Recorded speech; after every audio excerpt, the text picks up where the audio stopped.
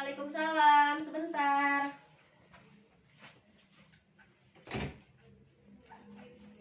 Silakan Ibu masuk. Ya Ibu, terima kasih. Saya mau tutup pintu dulu ya. Ya Ibu, baik. Silakan Ibu duduk terlebih dahulu. Ya, terima kasih Ibu. Ya. Ibu. Siang Ibu. Perkenalkan, nama saya Bidan Kamelia. Saya berjaga hari ini ya Ibu ya. Sebelumnya mohon maaf ya Ibu, saya akan menanyakan identitas Ibu terlebih dahulu ya. Iya. Kalau boleh tahu nama Ibu siapa ya? Nama saya Natasha Agustia Ibu. Baik, Natasha Agustia. Umur Ibu? 26 tahun. 26 tahun. Kalau alamat Ibu di mana ya? Di Cibabat, dekat. Deket ya Ibu ya? Iya, dekat banget. Baik, kalau begitu apa ada yang dapat saya bantu Ibu? Jadi gini ya Bu, kan saya tuh baru 2 bulan lahiran anak pertama. Terus juga saya belum tahu, belum paham KB, karena kan baru pertama kali juga. Ibu bisa jelasin nggak ke saya jenis-jenis KB itu apa aja gitu? Baik Ibu, karena Ibu juga baru pertama ya Ibu ingin memasang KB tersebut ya. Saya akan menjelaskan jenis-jenis KB pada umumnya yang sering ibu-ibu pakai gitu ya Ibu ya. Iya. Seperti ada pil KB, suntik KB, implan, dan IUD, begitu Ibu. Iya, itu tuh gimana sih perbedaannya atau kegunaannya gitu? Baik Ibu, saya akan jelaskan satu persatu ya Ibu ya, seperti pil KB. Pil KB itu merupakan alat kontrasepsi yang paling umum digunakan oleh ibu-ibu lainnya. Alat kontrasepsi ini mengandung hormon, progestin, dan estrogen untuk mencegah terjadinya ovulasi. Pil KB umumnya terdiri dari 21-35 pil tablet yang harus dikonsumsi oleh satu siklus Ibu atau secara berkelanjutan. Begitu Ibu. Saya akan menunjukkan contoh pil KB-nya ya Ibu ya. Kita sudah makan di minumnya. Bisa Ibu, bisa Ibu sudah makan juga Ibu bisa. Seperti ini Ibu. Gitu. Ya.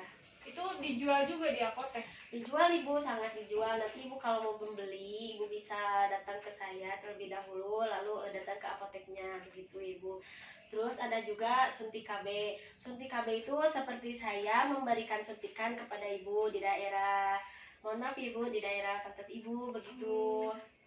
Saya akan memberikan contohnya lagi ya Ibu ya, supaya Ibu juga tahu suntik KB itu seperti apa. Jadi lebih enak pil KB ya, kalau disuntik kan sakit gitu ya? Iya Ibu. Karena saya takut suntik. Seperti ini Bu. Seperti ini contohnya suntik KB Ibu ya.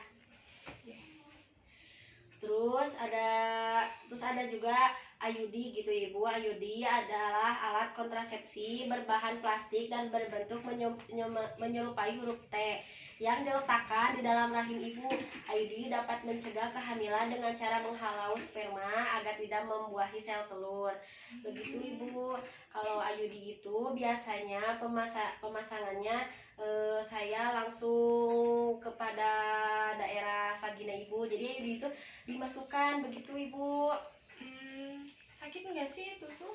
Kalau sakit tidaknya itu tergantung ibunya bisa menahan atau tidak ya Ibu ya. Seperti ini Ibu, berbentuk huruf T kan, seperti huruf T yang tadi kayak saya buat jelaskan. mancing gitu ya? Iya Ibu. Terus ada juga implan. Implan atau susuk merupakan alat kontrasepsi berukuran kecil dan berbentuk seperti batang korek api. KB implan bekerja dengan cara mengeluarkan hormon progestin secara perubahan yang berfungsi mencegah kehamilan selama 3 tahun, begitu ya Ibu. Seperti saya memberikan seperti kayak suntikan begitu, tapi saya harus memasukkannya seperti ke lengan Ibu gitu. Ternyata ada juga ya di lengan. Ada Ibu, ibu-ibu pada umumnya juga sering memakai kayak gini Ibu, karena ini tuh bisa menghalau Ibu untuk hamil lagi secara 3 tahun gitu Ibu, selama 3 tahun. Seperti ini Ibu. Mirip susuk juga ya? Iya Ibu, seperti itu. Nah, itu jenis-jenis KB dan penjelasannya Ibu. Itu teh pasti kan ada kekurangan sama kelebihannya ya Bu ya? Pasti saja. Kalau boleh saya tahu kelebihan sama kekurangannya apa, biar saya kan bisa mempertimbangkan juga lebih baik memakai yang mana gitu. Tentu saja Ibu, kalau membicarakan kekurangan dan kelebihan itu tentu saja pasti ada ya Ibu. Seperti dalam KB Pil KB, kelebihannya tingkat efektivitas tinggi dengan presentasi kegagalan hanya sekitar 80%, haid menjadi lancar dan kram berkurang saat haid. Tetapi ada pula jenis KB yang dapat menjadi lancar seperti menggunakan haid, dan kekurangannya tidak dapat mencegah penyakit menular seksual. Terus dapat menimbulkan efek samping seperti naiknya tekanan darah ibu, pembekuan darah, keluarnya bercak darah melalui vagina. Terus dan payudara mengerat tidak cocok untuk wanita dengan kondisi medis tertentu seperti penyakit jantung, gangguan hati, kanker payudara, dan kanker rahim, migrain, serta tekanan darah tinggi. Begitu Ibu kalau kelebihan dan kekurangan dalam pil KB. Ada juga kelebihan suntik KB, lebih efektif dan praktis dari pil KB, karena itu kalau suntik KB itu hanya disuntikan saja gitu ya kepada ibunya. Kan kalau pil KB yang tadi saya jelaskan itu ibu harus meminum secara teratur obat ya Ibu ya, yang tadi saya tunjukkan juga gambarnya kepada ibu.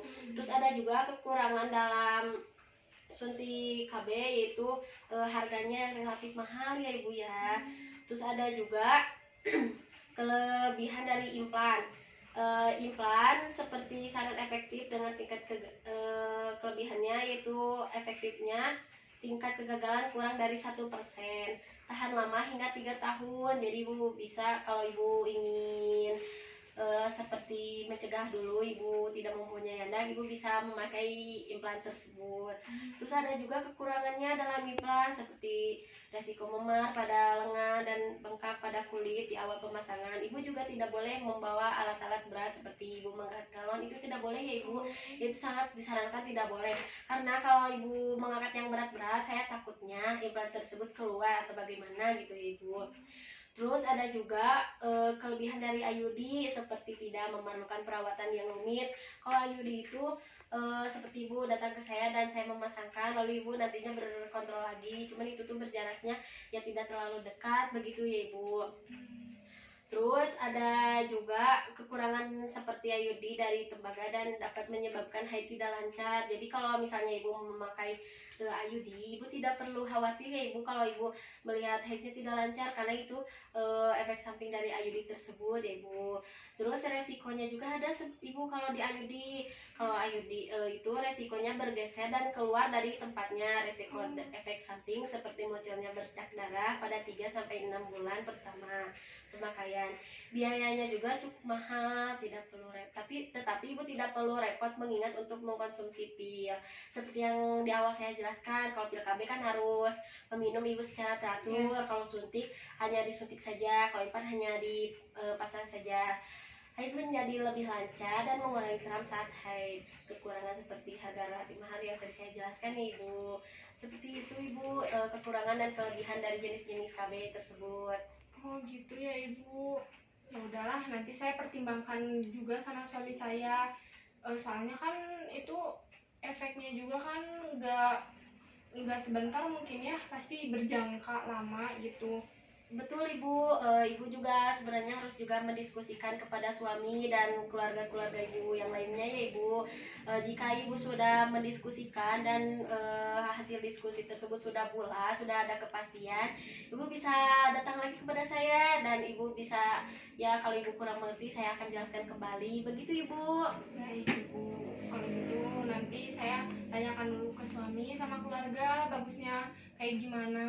Betul Ibu, boleh sebelumnya apa pemaparan tadi saya yang sudah saya jelaskan, apa yang ingin Ibu tanyakan kembali kepada saya? Sudah Ibu, sudah sangat jelas, sudah sangat paham juga sayanya. Baik Ibu, kalau begitu apakah saya boleh mendengar Ibu secara langsung yang tadi saya jelaskan? Ya, jadi kan pil KB itu ada 4 ya. Ada suntik, ada minum pil KB, terus implan sama IUD. Baik Ibu, ternyata Ibu sudah cukup jelas Ibu, sudah cukup mengerti. Kalau begitu, jika Ibu ingin datang lagi pada saya, sangat dibolehkan sekali. Ibu jika ingin memasang KB tersebut, sangat boleh Ibu datang lagi ke sini. Gitu Ibu. Besok saya kesini lagi ya. Baik Ibu, saya tunggu ya kehadirannya. Siap Ibu. Terima kasih ya Ibu ilmunya. Sama-sama Ibu. Ya udah saya saya Terima pamit pulang ya Ibu. Ya Ibu, hati-hati ya. Terima Ya. kasih kembali Ibu.